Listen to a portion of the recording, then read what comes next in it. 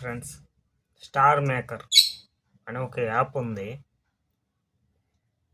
నేను 250 పాటలు పాడున్నాను, కానీ ఒక్క పాట మళ్ళా వాళ్ళ హాయ్ ఫ్రెండ్స్, స్టార్ మేకర్ అనే ఒక యాప్లో నేను దగ్గర 250 పాటలు పాడాను. అది నా పాత నెంబర్లో నుంచి పాడాను. అవి మళ్ళా రిటర్న్ ఏమీ రాలేదు. నేను వెతుకుతుంటే కూడా రావట్లేదు. ఇప్పుడు నైట్ కూడా ఒక పాట కొత్తగా మళ్ళా పాడాను. అది కూడా మళ్ళా నాకు వాళ్ళు ఏ సమాధానం లేదు, ఏం లేదు. ఇట్లాంటి దొంగనా కొడుకులు పెట్టే యాప్లు ఇవన్నీ మీరు నమ్మొద్దు. నేను ఒకటే చెప్తున్నాను, ఈ స్టార్ మేకర్ అనే యాప్ దొంగనా కొడుకులు. మీరెవ్వరూ దీన్ని నమ్మి మోసపోవద్దు.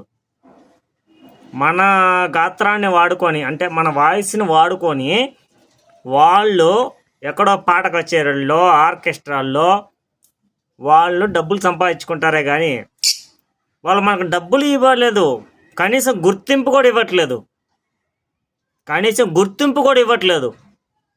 అందుకని ఆ యాప్ని మీరు సపోర్ట్ చేయొద్దు. అర్థం చేసుకోండి ఫ్రెండ్స్. నేను ఎంత కష్టపడి ఎన్ని పాటలు పాడాననేది నాకు తెలుసు. నాలాగా మీరు మోసపోవద్దు.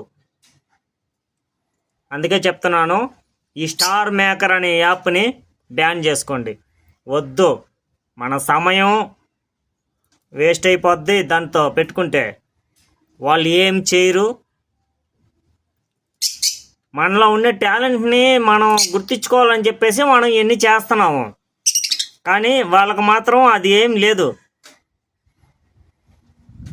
మన వాయిస్ని ఉపయోగించుకొని వాళ్ళు బాగుపడుతున్నారే కానీ మనకేం చేయట్లేదు. వాళ్ళు ఏం చేయబడలే. కానీ మనం ఒక్కసారి యాప్లో నుంచి అన్ఇన్స్టాల్ అయిన తర్వాత మళ్ళీ మన వాయిస్ కూడా మనకే వినిపించకుండా ఉన్నారంటే వాళ్ళు ఎంత దొంగలో మీరు అర్థం చేసుకోండి.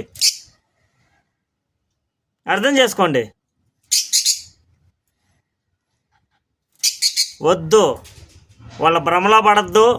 అనవసరంగా మీ గాత్రాన్ని, మీ సమయాన్ని వృధా చేసుకోవద్దు. అర్థమవుతుందా? దేవుడిచ్చింది కళ.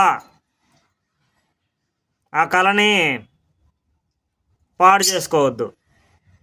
మనం ఎంత డెడికేషన్గా మనం ఎంత పాటుపడి మనం చేస్తున్నాం అనేది వాళ్ళకి అర్థం కావట్లేదు.